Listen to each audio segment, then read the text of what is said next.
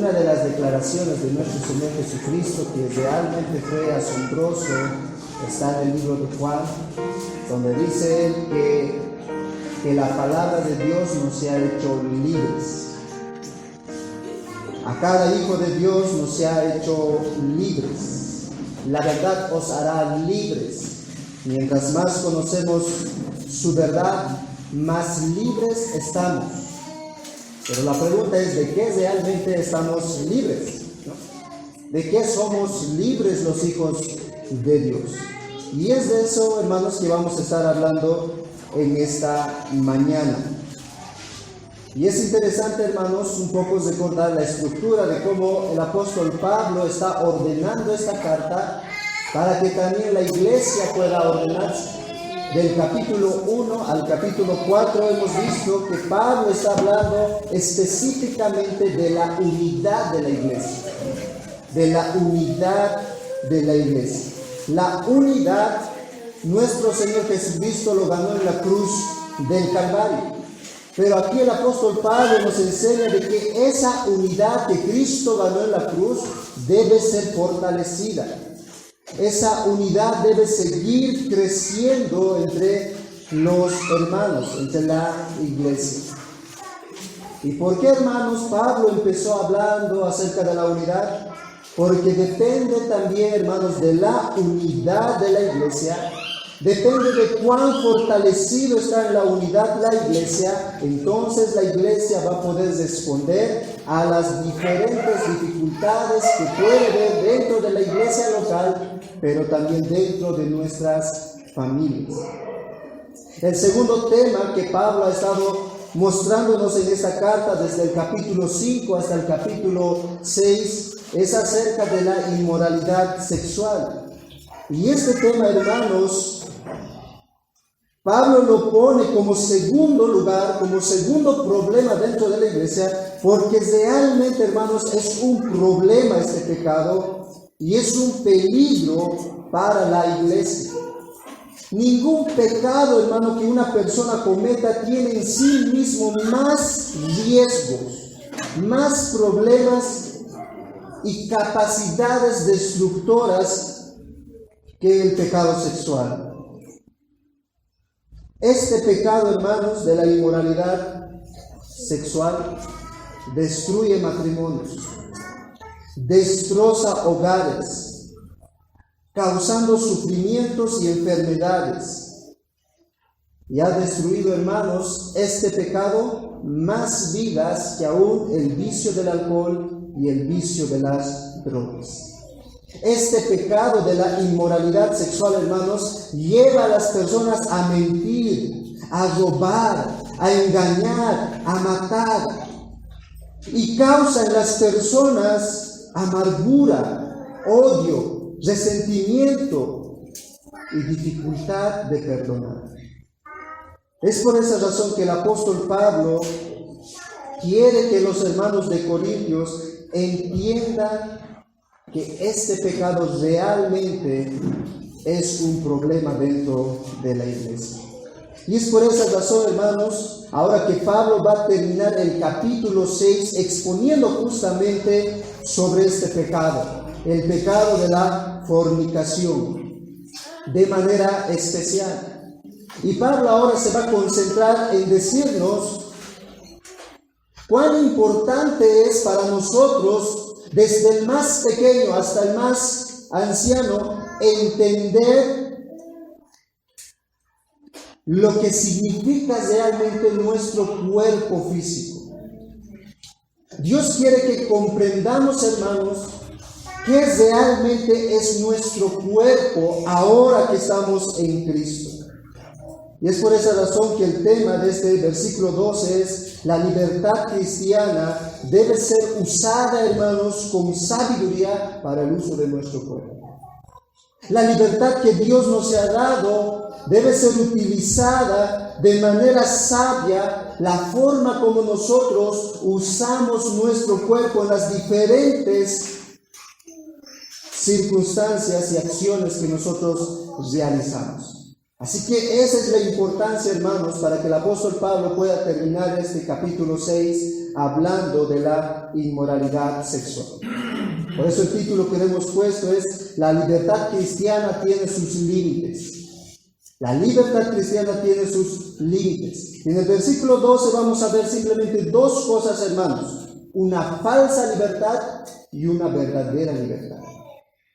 Una falsa libertad y una verdadera libertad. Y a medida que exponemos, hermanos, este texto, puedes tú examinarte si como cristiano estás viviendo una falsa libertad o estás viviendo una verdadera libertad, la cual Cristo nos ha dado como hijos de Dios.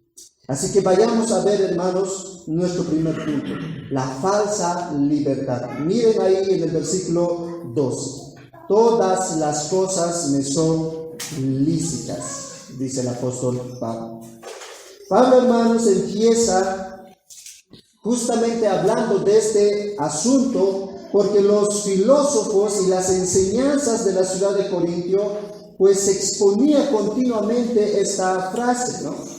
Pablo está utilizando aquí un refrán posiblemente de algo que continuamente en la ciudad de Corintio pues se decía: todas las cosas me son lícitas, todas las cosas me son permitidas, todas las cosas me son autorizadas. Los corintios de la ciudad decían: tengo permiso para hacer cualquier cosa. No hay problema de satisfacer mis deseos, mis pasiones, no hay problema. Todo estoy permitido a hacer. Y así es como vivía la ciudad de Corintio, hermano. Ellos utilizaban este eslogan, ¿no?, para justificar justamente su conducta, para justificar sus pecados. ¿Y de dónde pues esta frase ingresó a la iglesia? En esa época, hermanos, ustedes recordarán en el contexto, hay mucha filosofía, ¿no? Y la filosofía que está dominando especialmente para esta frase, todas las cosas me son lícitas, es la filosofía dualista griega, ¿no? El dualismo griego en esa época es lo que estaba dominando, y este pensamiento lo que decía es que el universo está separado de lo material, o que el universo, mejor dicho, hermanos, está dividido en dos: lo material o lo físico por un lado y lo espiritual por otro lado, ¿no? Ellos decían que lo material, que lo físico, que lo tangible es malo, pero que lo espiritual pues es bueno, ¿no? Y por esa razón ambos no podían estar juntos. Eso es lo que creía pues esta filosofía dualista. Y los cristianos estaban empezando a pensar, ¿no? Dios es espíritu. Entonces Él nunca va a estar unido a la materia, a lo físico. Y sabes, hermano, gracias a esta filosofía, más adelante en el siglo I, nosotros podemos ver grandes debates, y muchos de los discípulos del Señor pues empezaron a dudar en cuanto a la divinidad de Cristo. Nuestro Señor Jesucristo, o Dios, se encarnó en hombre, y esta filosofía hacía que ellos creyeran que cómo puede ser posible así. Lo divino, lo espiritual no puede unirse a lo físico. Y ese fue un gran debate en el siglo I, siglo II y casi hasta el siglo V, hablando del tema de la cristología. Pero hermanos, ¿cuáles fueron las conclusiones a las cuales llegaron gracias a comprender esta filosofía que la sociedad estaba exponiendo en ese entonces? Llegaron a dos conclusiones, hermanos. Por un lado, los que creían que lo físico es malo, ¿no?, que lo físico es corrupto, a ellos se les conocía como ascetas, ¿no? Y esto es pues una religión que se le llama como el ascetismo. Y ellos, estos ascetas, se dedicaban, hermanos, a golpear su cuerpo, a maltratar su cuerpo. Ellos no podían encontrar deleite, gozo, felicidad en las cosas materiales. sino se separaban ellos del mundo. Y saben, haciendo esas cosas, estos hombres pensaban que estaban más cerca de Dios. Y este ascetismo, pues, podemos nosotros ver en el siglo 8, 9 y 10, que también llegó a la Iglesia Católica Romana, ¿no? Muchos monjes se encerraban en esos claustros o en esas habitaciones pequeñas donde se maltrataban su cuerpo porque pensaban que lo físico realmente es malo. Y así era como estaban pensando estos filósofos en esa época. Por otro lado, los que decían que lo espiritual nunca se va a unir a lo material, esa conclusión los había llevado al libertinaje. Ellos decían, si este cuerpo es malo, si este cuerpo es corrupto y nunca va a dejar de serlo, entonces, ¿qué importa que haga con este cuerpo? Me da igual lo que pase con este cuerpo, porque igual no llegará a estar nunca unido a Dios. Y de manera especial, hermanos, Pablo está lidiando con este tipo de conclusión. La iglesia de Corintio estaba empezando a pensar así, ya que lo espiritual no puede unirse con lo material, entonces yo puedo hacer lo que quiero con mi cuerpo, porque realmente el cuerpo no importa. Y este concepto del cuerpo del ser humano, pues, está siendo definido de manera errónea por esta filosofía.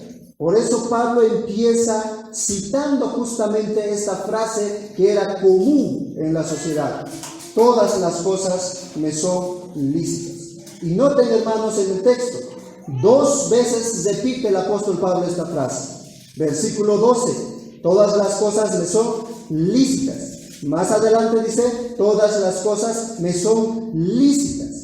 Si tú vas más adelante al capítulo 10 de Corintios, capítulo 10, y ves ahí el versículo 23,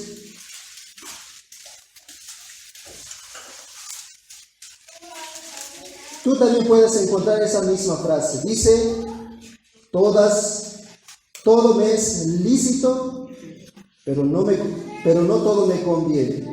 Todo me es lícito, pero no todo edifica.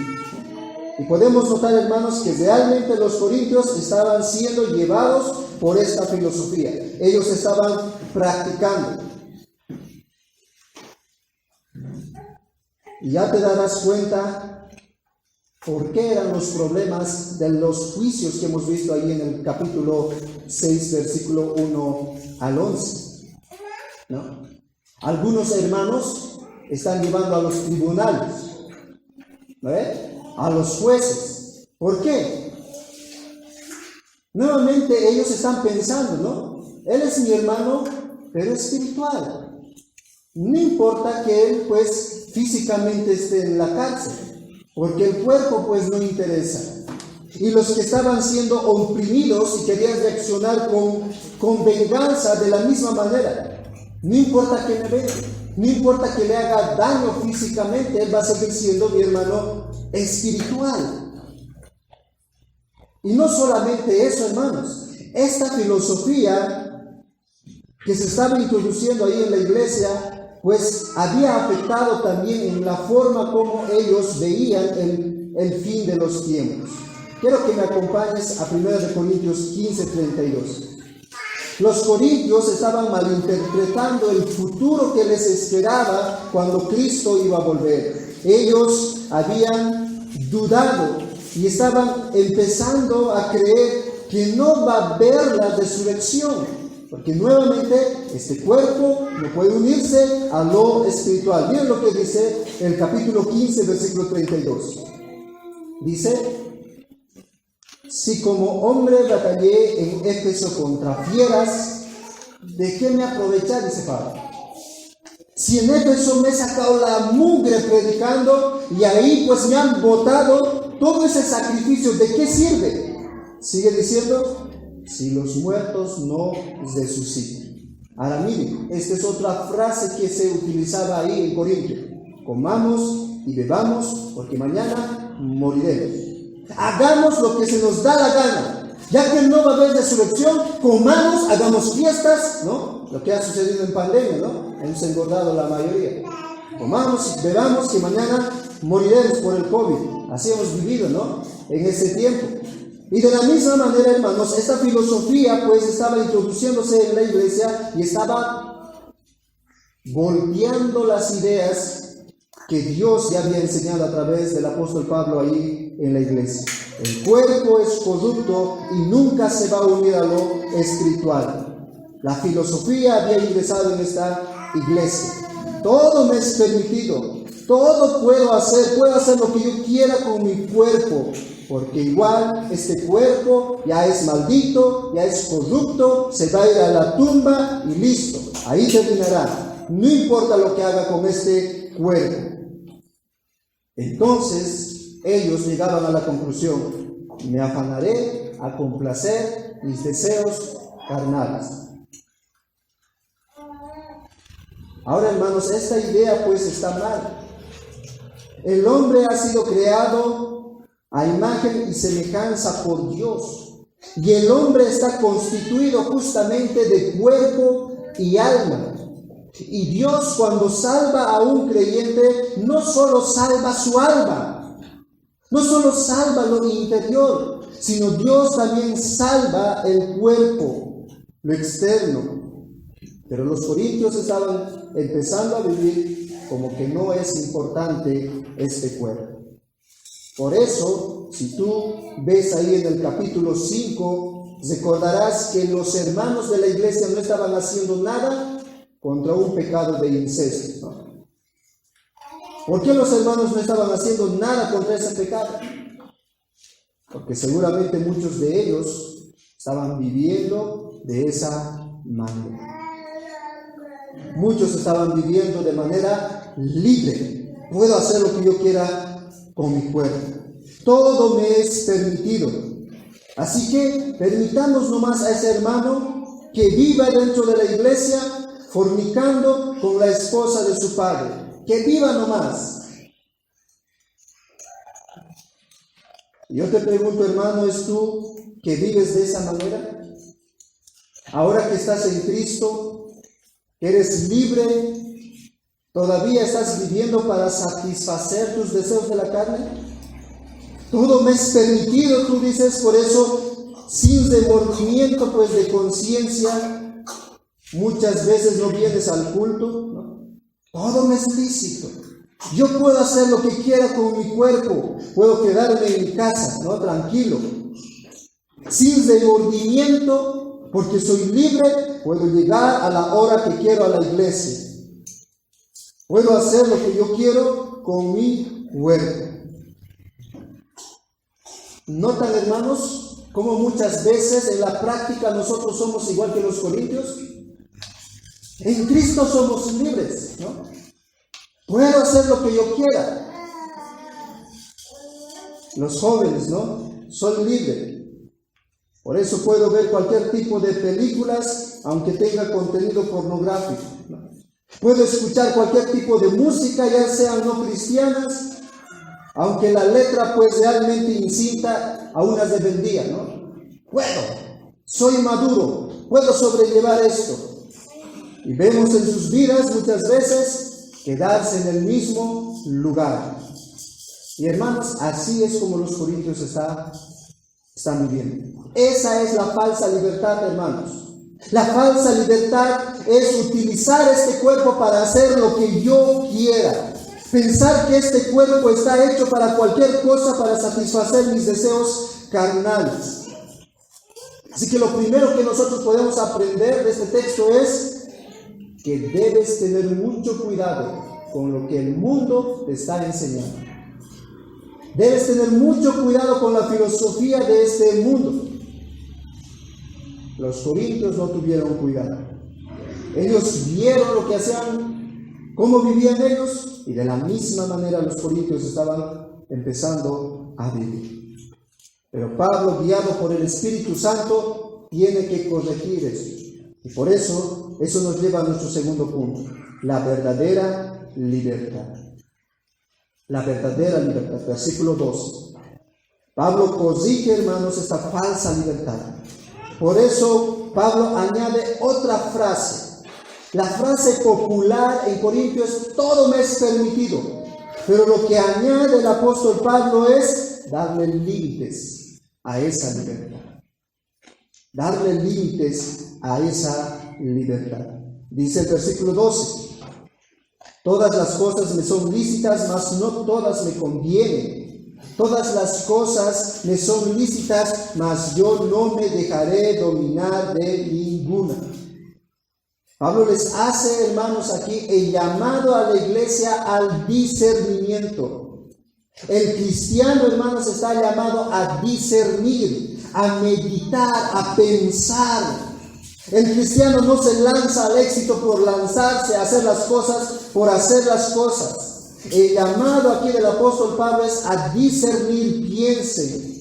Y Pablo aquí, hermanos, está introduciendo, como decíamos a un principio, el tema de la libertad cristiana. Está introduciendo. ¿Por qué? Porque en el capítulo 8, en el capítulo 10, él va a profundizar este tema. Él va a profundizar lo que realmente implica la libertad cristiana. Y este pasaje es importante para nosotros, hermanos, para tomar decisiones en la vida diaria. Porque hay cosas en la vida diaria que no sabremos pues cómo responder, porque no encontraremos capítulo y versículo en las Escrituras que nos dé respuesta a ciertas cosas. Como por ejemplo, ¿qué carrera puedo estudiar? ¿Dónde dice en la Biblia eso? ¿Puedes tú encontrar? No. ¿Puedo ver películas para adultos? ¿Dice en la Biblia o no dice? ¿Puedo escuchar música no cristiana? ¿Puedo consumir alcohol? ¿Puedo decir malas palabras? ¿Puedo hacerme un tatuaje? ¿Puedo ir a un evento de Halloween? ¿Puedo usar las redes sociales sin dominio propio? ¿Puedo jugar a un videojuegos que tengan contenido de violencia? Etcétera, y etcétera, y etcétera, muchas otras cosas. La Biblia no nos dice de manera clara esto es pecado, ¿no? A eso pues se les llama, hermanos, áreas grises, ¿no? Asuntos grises en la vida, para los cuales nosotros necesitamos sabiduría, necesitamos discernimiento para poder vivir. ¿Qué cosas son las áreas grises? Un autor pues lo define de esta manera. Las áreas grises es una categoría que podría definirse como acciones que las Escrituras no identifican claramente como pecaminosas o no pecaminosas, para todas las personas, en todos los lugares y en todo momento. Es decir, un área gris es cualquier asunto de la vida, hermanos, que no está claramente ordenado, prohibido o permitido en las Escrituras. Así que cuando no estemos seguros de si una acción es pecaminosa, debemos preguntarnos: todas las cosas me son lícitas, mas no todas me convienen. Todas las cosas me son lícitas, ¿no? ¿Puedo yo jugar videojuegos con contenido malo? Todas las cosas me son lícitas, mas yo no me dejaré dominar de ninguno. Y esto de manera especial para los niños que tienen celulares, ¿no ve? Los adolescentes que tienen celulares. Puedes jugar en tu celular el juego ahí, pero dice aquí el apóstol Pablo: para que tú seas sabio, mas yo no me dejaré dominar de ninguno. No me dejaré dominar de free fry, ¿no ve? O no se pronuncia así eso. No me dejaré dominar. Así que, hermanos, Pablo nos está dando aquí sabiduría. Y esto que Pablo está enseñando, hermanos, ya es madurez. Ya es madurez. Hasta antes de este versículo podemos nosotros todavía estar dudando, pensando en las cosas, cómo actuar. en ciertos asuntos que Dios no aclara en su palabra para tomar decisiones. Pero ahora Pablo dice, es hora de madurar, hermanos. Es hora de madurar. Tienen que empezar a discernir qué realmente me está dominando y yo tengo que quitarle. ¿Por qué? Porque soy libre en Cristo. Soy libre en Cristo. No me dejaré dominar. Así que Pablo, hermanos, hace un llamado al discernimiento, a la meditación. Pablo les dice a los corintios, muy bien, hermanos, están permitidos hacer cualquier cosa, pero, primera corrección, no todas convienen. ¿Puedes hacer cualquier cosa, hermanos? Sí, ¿no? Pero no todas convienen. Y esta palabra también puede ser traducido como no todas son de beneficio. El cristiano está llamado a discernir, a pensar si aquello que yo voy a hacer realmente es de beneficio, realmente es provechoso para mi alma. Pueden hacer cualquier cosa, son libres para hacer cualquier cosa, pero no se dejen llevar por los deseos de su carne. ¿Es realmente provechoso? Y de manera especial, hermano, el contexto en el cual Pablo está hablando es en la inmoralidad sexual. ¿Es realmente provechoso que vivas en fornicación? ¿Es de beneficio pecar contra tu cuerpo? ¿No? ¿Realmente eso va a traer provecho a tu vida, que tú estés metido en este pecado? Dice el apóstol Pablo. Miren más adelante ahí en el versículo 13. Dice ahí, las viandas para el vientre y el vientre para las viandas. Eso, hermanos, también es otra frase que los corintios utilizaban. Y vamos a ver eso el siguiente domingo. Pero miren más adelante lo que dice. Pero tanto el uno como el otro Dios destruirá. Pero el cuerpo no es para la fornicación, sino para el Señor. Y el Señor para el cuerpo. Versículo 15. ¿No sabéis que vuestros cuerpos son miembros de Cristo? Quitaré pues los miembros de Cristo y los haré miembros de una ramera. Versículo 18. Huid de la fornicación. Cualquier otro pecado que el hombre cometa está fuera del cuerpo, mas el que fornica contra su propio cuerpo peca. El pecado sexual, dice Pablo, no es de beneficio. No conviene. No te conviene cometer este pecado, porque este pecado te esclaviza. Miren la segunda corrección ahí. Todas las cosas me son lícitas, mas yo no me dejaré dominar de ninguna. Y Pablo dice de manera especial, no me dejaré dominar, porque este pecado de la fornicación esclaviza, hermanos. Pablo está tratando con este pecado de manera especial. Por eso les dije, es una introducción para la libertad cristiana. Porque Pablo está introduciendo este tema para hablar específicamente del pecado sexual. Pablo está diciendo, no me dejaré esclavizar por este pecado, el pecado sexual. No me dejaré esclavizar. Y ahí la palabra dominar que nosotros encontramos tiene que ver, hermanos, con autoridad, con potestad, con tener el control. O sea, ¿qué está diciendo Pablo? No dejes que cualquier cosa tenga autoridad sobre ti. No dejes que el pecado de la fornicación pues tenga autoridad sobre ti, tenga potestad sobre ti. Piensa, discierne. Si te está dominando, te está controlando o te está esclavizando. El pecado de la inmoralidad sexual, hermanos, esclaviza. Y quiero llevarte a dos textos en Proverbios, capítulo 5, versículo 20. Por eso Pablo dice, no me dejaré dominar. Ya soy libre. no me dejaré dominar de este pecado. Dice Proverbios 5:20. Miren cómo esclaviza este pecado. Dice: ¿y por qué, hijo mío, andarás ciego con la mujer ajena y abrazarás el seno de la extraña? ¿Qué es lo que hace este pecado? Enceguece. Enceguece. Piensas que estás haciendo bien, piensas que tienes el control, piensas que estás caminando por donde hay luz, pero estás ciego. Así es este pecado. Capítulo 6, versículo 26, más adelante de Proverbios 6:26 dice: porque a causa de la mujer ramera, el hombre es reducido a un bocado de pan.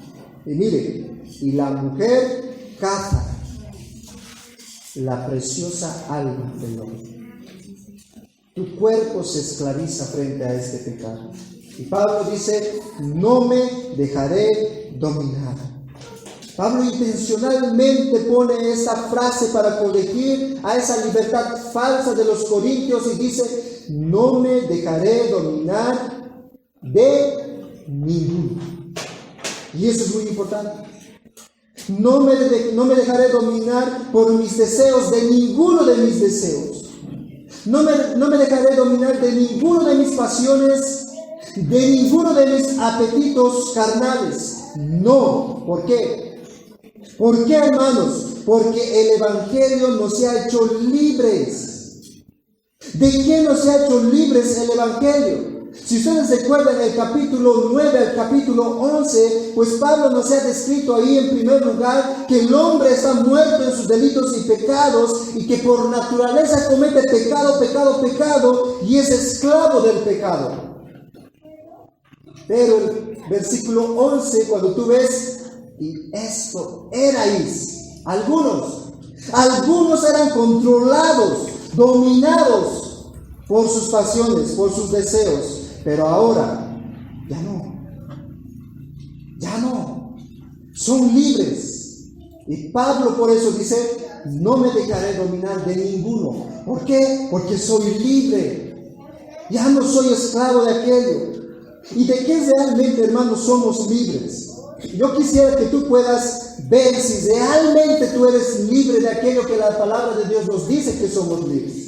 Hay 3 cosas en la Biblia que nos dice que somos libres nosotros. No te olvides. Número 1, somos libres de la culpa del pecado.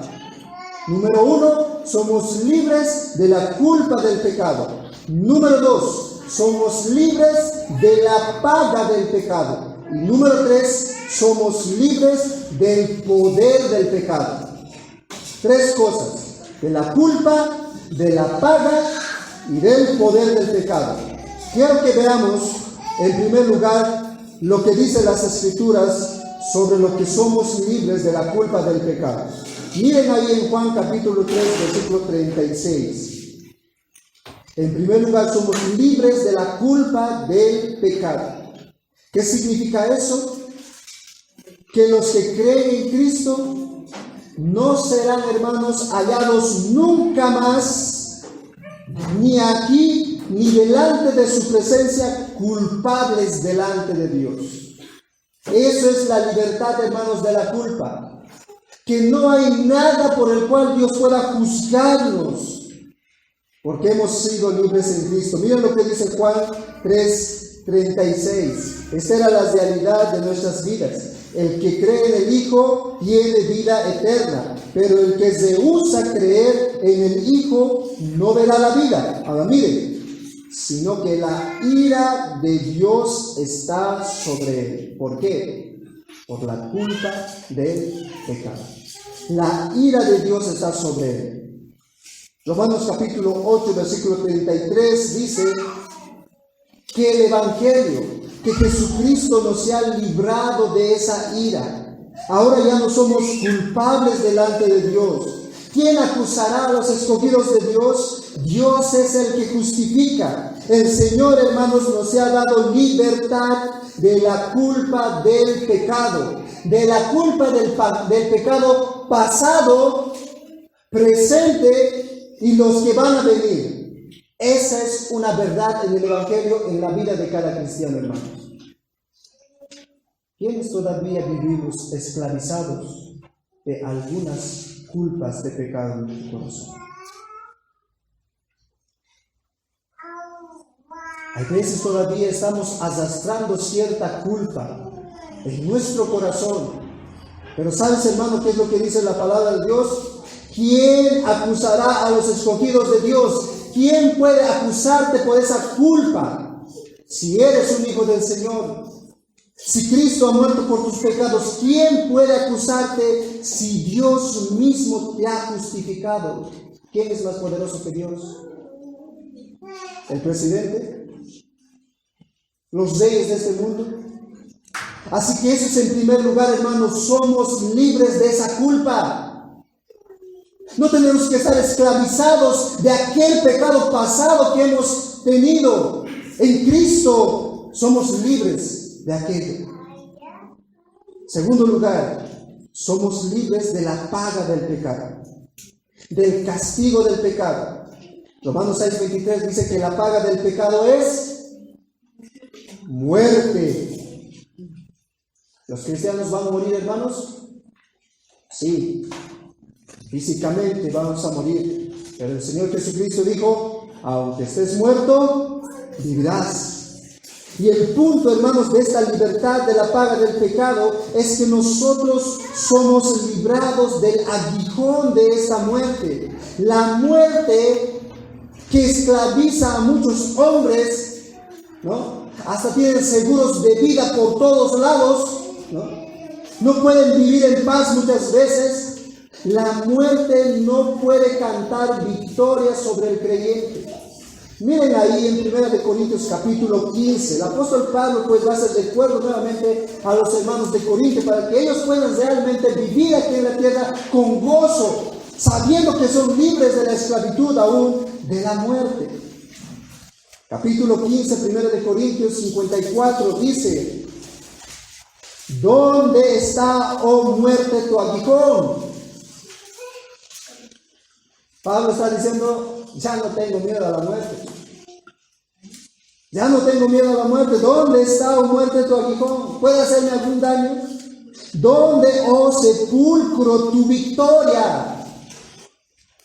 Versículo 56. Ya que el aguijón de la muerte es el pecado y el poder del pecado la ley, mas gracias sea dada a Dios, mire, que nos da la victoria por medio de nuestro Señor Jesucristo. La muerte, hermanos, en la vida del creyente no tiene la última palabra. Es por esa razón, hermanos, si viene COVID, si viene cualquier otra cosa que realmente afecte en nuestras vidas, nosotros podemos vivir en ese momento con esperanza. Somos libres de esa muerte. Hebreos capítulo 4:15. Mira, hermano, puedes tú memorizarte estos pasajes para que puedas vivir con esperanza, sabiendo de que somos libres del poder del pecado,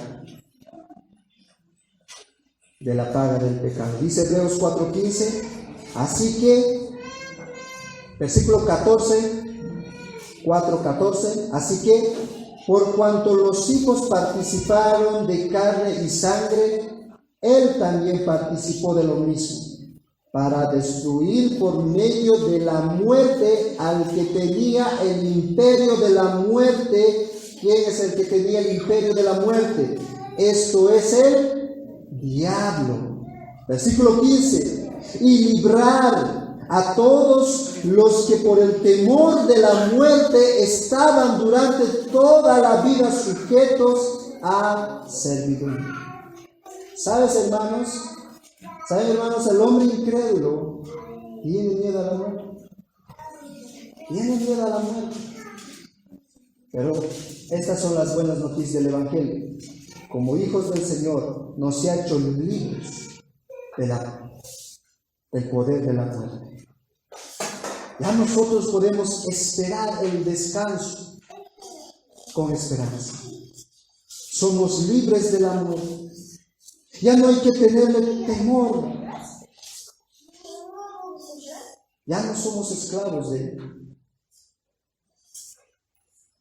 Y podemos estar seguros de que si nuestros parientes están allá, ellos están mejor que nosotros. Porque aunque estés muerto, dice el Señor Jesucristo, vivirás. Esa es la libertad que Dios nos ha dado. Y en tercer lugar, somos libres del poder del pecado. Y de manera especial, hermanos, el apóstol Pablo está hablando de esa libertad. Somos libres del poder del pecado. ¿Qué es el poder del pecado? El poder del pecado es la esclavitud del pecado. La esclavitud del pecado es practicar el pecado de manera deliberada. Es decir, uno no puede dejar de pecar. Es inevitable vivir sin pecado para una persona que no ha sido liberado del poder del pecado. Pero el Señor nos libera de ese poder que nos atrapa. Miren ahí en Juan capítulo 8. Esta es la declaración de nuestro Señor Jesucristo. Juan capítulo 8, versículo 34. Es necesario, hermano, que tú entiendas esta libertad, porque así vas a poder entender lo que Pablo está diciendo. Ahora no me dejaré dominar de ninguna.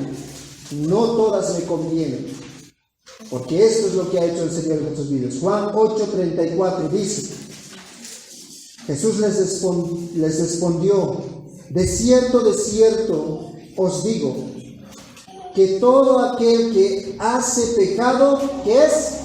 Esclavo del pecado, ¿no? Esclavo del pecado. Versículo 35: y el esclavo no queda en la casa para siempre, el hijo sí queda para siempre.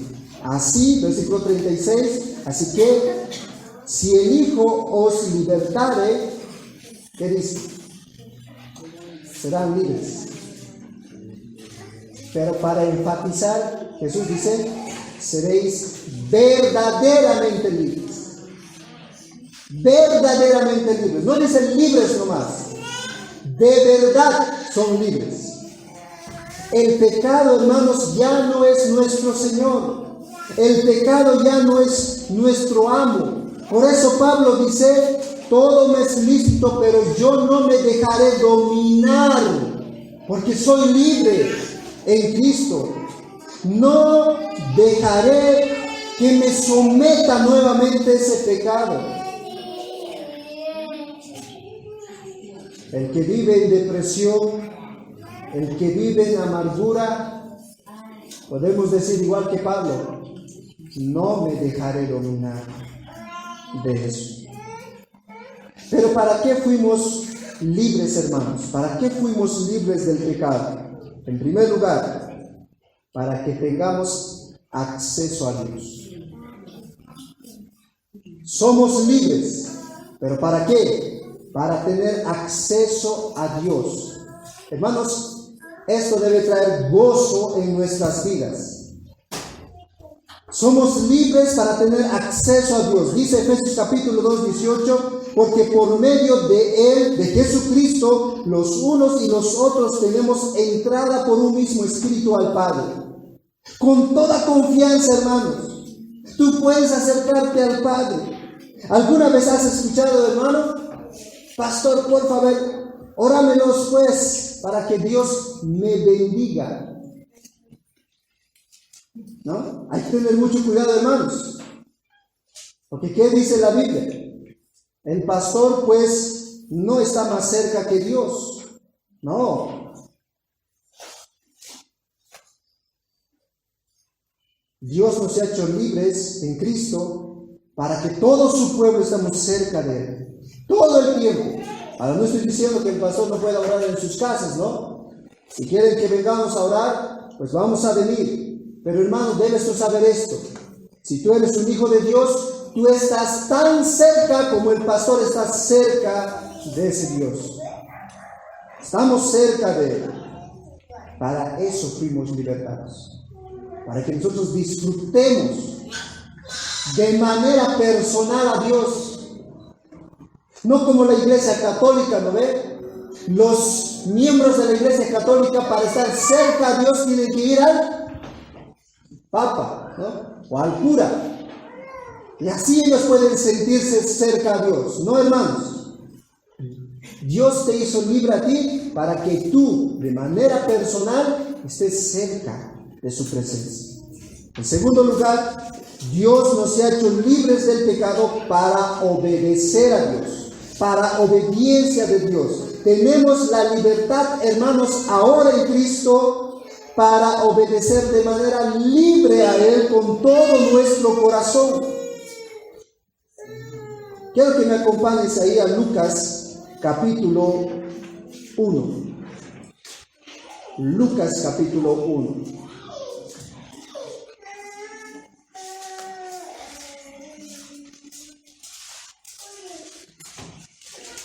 Lucas capítulo 1, desde el versículo 68, 74, vamos a dar lectura, 74 vamos a dar lectura.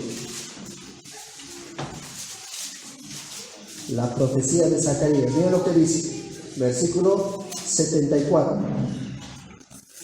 Que librados de nuestros enemigos, que dice, sin temor les sirvamos.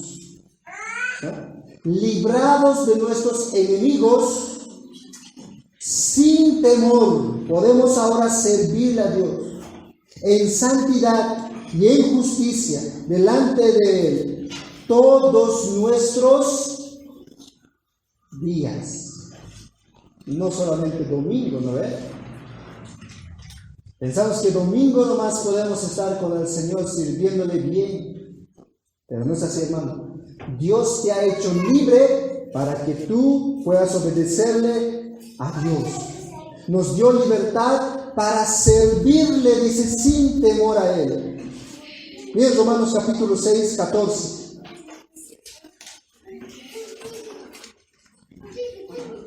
Romanos 6, 14.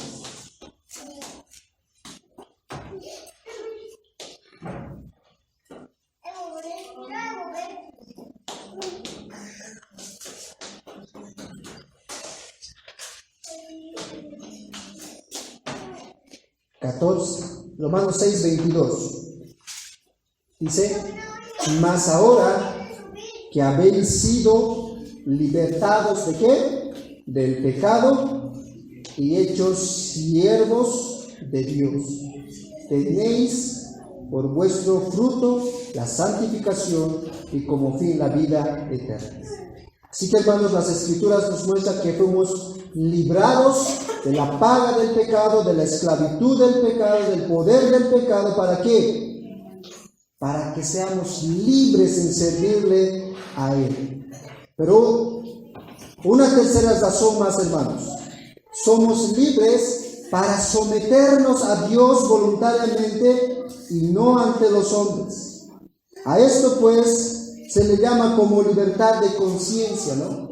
Nosotros podemos obedecer a Dios antes que a los hombres. Cuando los hombres quieren mandarnos a hacer cosas que Dios no ha dicho, entonces podemos nosotros decir, es mejor obedecer a Dios antes que a los hombres. Así que la libertad cristiana, hermanos, tiene que ver con nuestro corazón. En el hecho de que ahora soy libre de todos mis pecados, del poder, de la paga, de todo aquello que me esclavizaba, y ahora libremente tengo la capacidad de elegir no pecar. Ahora tengo libremente la capacidad de poder servirle, de poder obedecerle a Dios, porque soy libre. Ahora en Cristo tú y yo, hermanos, podemos decirle no al pecado. Como Pablo dice aquí, todo puedo hacer, mi cuerpo, mi carne quiere hacer todo. ¿Sí o no? ¿Es así o no es así, hermanos? Mi carne quiere llevarme a hacer todo, quiere disfrutar las cosas de este mundo. Pero eres libre para que no te dejes dominar por tu carne. Para que no te dejes dominar. Así que, hermanos, la falsa libertad te dice, puedes hacer lo que tú quieras. Puedes vivir como tú quieras siendo cristiano. Puedes hacer lo que tú quieras con tu cuerpo. Puedes hacer lo que tú quieras con tu dinero, con tus posesiones. Puedes hacer lo que tú quieras. Esa es la falsa libertad. Pero la verdadera libertad te dice, no. Puedes hacer lo que tú quieras, pero tengo que ver si realmente eso es de beneficio, si eso es de provecho. Puedo hacer lo que yo quiera, pero si realmente me está dominando, me está controlando. Así que, hermano, ya no podemos nosotros estar esclavizados por el pecado. Ya no podemos tener nosotros como Señor al pecado. Ahora sí, hermano, en Cristo puedes escoger. Ahora sí, hermano, en Cristo puedes decir no, porque tienes la libertad de obedecer a Dios. Puedes decirle no al pecado porque Cristo te ha hecho libre de aquello. Si tú no puedes perdonar y te cuesta perdonar, puedes decirle no, porque Cristo te ha hecho libre para que no te domine esa falta de perdón. Cuando tú no tienes un dominio propio y explotas rápido frente a las cosas, ahora, hermano, eres libre para decir no me dejaré controlar por mi ira. ¿No? Para los coléricos de manera especial, ya no. Y para los flemáticos, ¿no? Ya no seré individualista, ahora puedo estar libremente con mis hermanos y disfrutar de ellos. Ya no me esclaviza el pecado. Esa es, hermanos, la verdadera libertad. El orgulloso puede decirle no al orgullo. El chismoso puede callar ahora su boca. El mentiroso puede refrenar todas aquellas cosas que quieren salir por sus labios. Aquel que aún tiene falta de fe y confianza por Dios puede decirle no. Ya no puede tener el control, la incredulidad en mi vida. Así que, hermano, tú puedes decirle motivado por la obra de Cristo en tu vida que eres libre del pecado. Ya no puede controlarte. Ahora, hermanos, yo quisiera que podamos examinar esta libertad, hasta dónde llega esta libertad.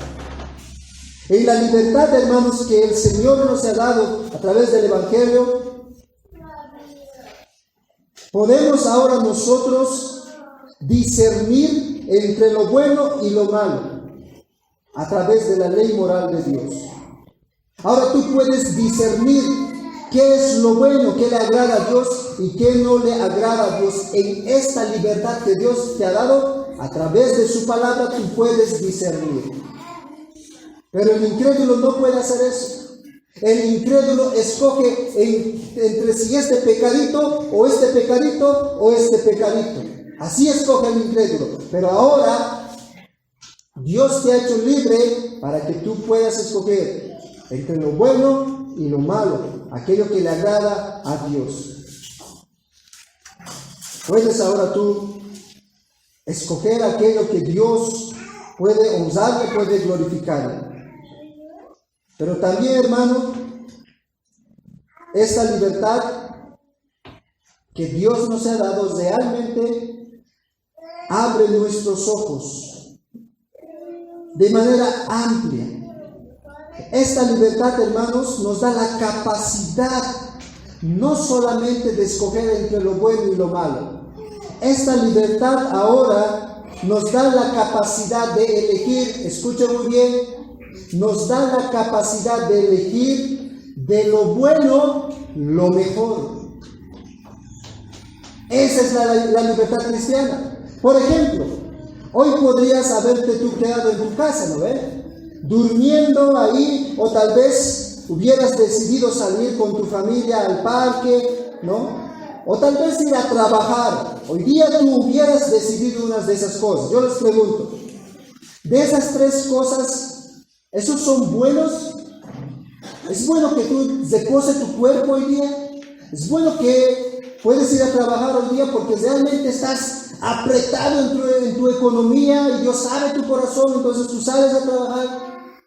¿Son buenas esas cosas? Claro que sí son buenas. Pero ¿sabes? Dios te ha dado la libertad no solamente para escoger entre las cosas buenas, sino lo mejor. Y lo mejor que tú has escogido ha sido venir a adorarle a Dios. Esa es la libertad cristiana, hermanos, que Dios nos ha dado.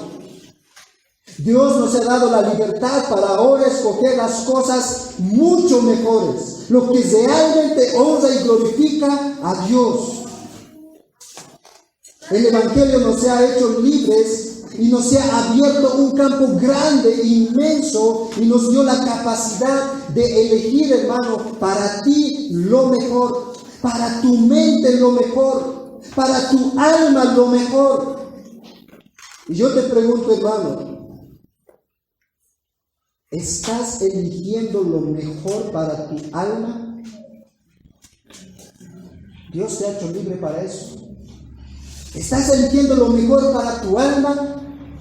Entre ver tu celular y leer tu Biblia, ¿qué es mejor? Por ejemplo, los días martes, los días sábados, que muchos no se congregan, ¿no? Yo sé que llegas del trabajo cansado, vienes a tu casa, descansas y de repente prendes tu televisión o agarras tu celular. Ahora ahí, hermano, hay culto. Y ahí puede uno decidir ir a la iglesia, esforzarse en su cuerpo físico, escuchar, tener la comunión con sus hijos, orar al Señor, aprender de la palabra de Dios, hermano. Yo te escucho, yo te pregunto, ¿qué es mejor para tu alma? Dios te ha hecho libre para que tú escojas lo mejor, pero ¿qué es lo mejor para tu alma? Jóvenes, yo sé que estudiar una carrera, terminar, pues tener una profesión, hacer las tareas, estudiar, estar ordenado es bueno. Pero en los servicios que hay en la iglesia, para que tú prepares tu corazón y puedas servir al Señor, ¿qué es lo mejor para tu alma? ¿Se dan cuenta, hermanos, que muchas veces seguimos viviendo esclavizados? Pensamos que todavía esas cosas tienen el control de nuestras vidas, pero no solamente, hermano, esta libertad nos ha dado para escoger lo mejor para nosotros, sino también lo mejor para nuestro prójimo. Ustedes recuerdan ahí en 1 de Corintios, en el capítulo 6, versículo 7, aquellos hermanos que están sufriendo el agravio, ¿no? Que quieren responder con venganza, y Pablo les dice: mejor es que se aguanten. Ellos podían escoger entre si vengarse o mejor sufrir el daño. ¿Qué es mejor? ¿Para qué fuimos libres? Sufre el daño. Cristo, hermanos, nos hizo libres para escoger lo mejor, no solamente para nosotros, sino también para nuestro prójimo, para nuestra familia. Puedes, hermano, ahora decidir qué es aquello que es provechoso para tu familia. Ese trabajo que tú tienes es un trabajo pues que trae los recursos al hogar. Pero yo te pregunto, hermano, si tú estás sacrificando a tu familia, ¿qué es mejor? ¿La familia? El trabajo. Es mejor. ¿Se dan cuenta, hermanos, cuánto abierto esta libertad en nuestra mente? Entre ir a jugar con unos amigos, o entre ir a ver el cine o cualquier otra cosa y buscar al Señor, ¿qué es lo mejor para ti? Pero no solo eso, hermanos. La libertad en Cristo nos lleva, escucha muy bien, hermanos, nos lleva a ser voluntariamente siervos del Señor.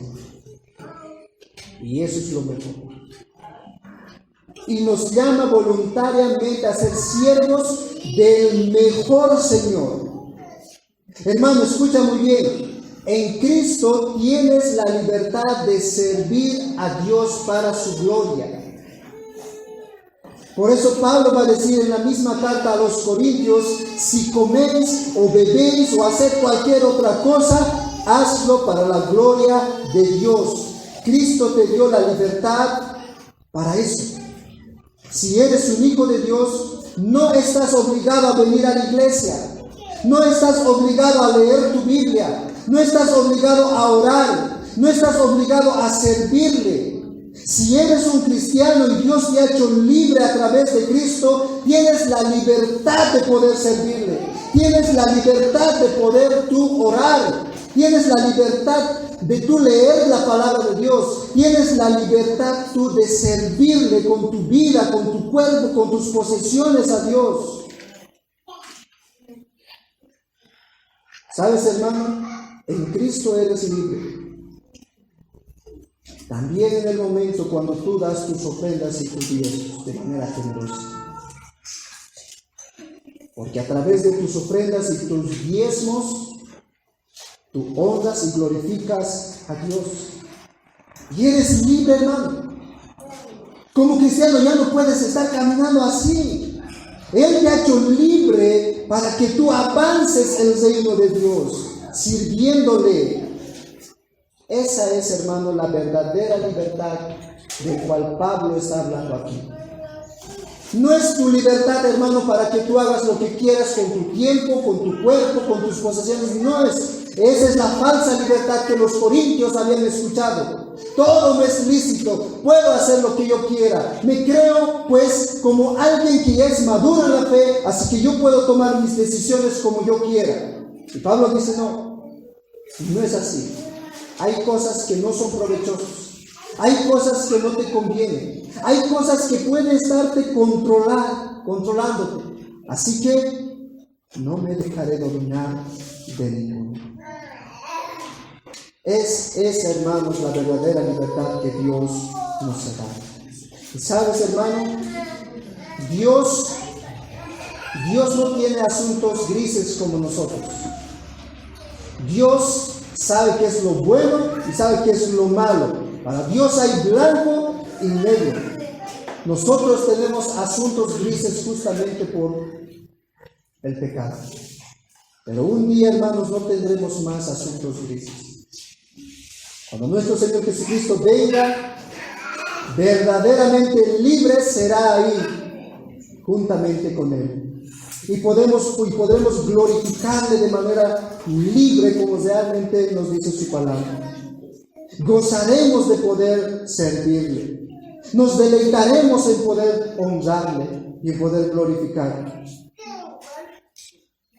Pero sabes, hermano, mientras estás aquí en la tierra, no te dejes esclavizar por el pecado.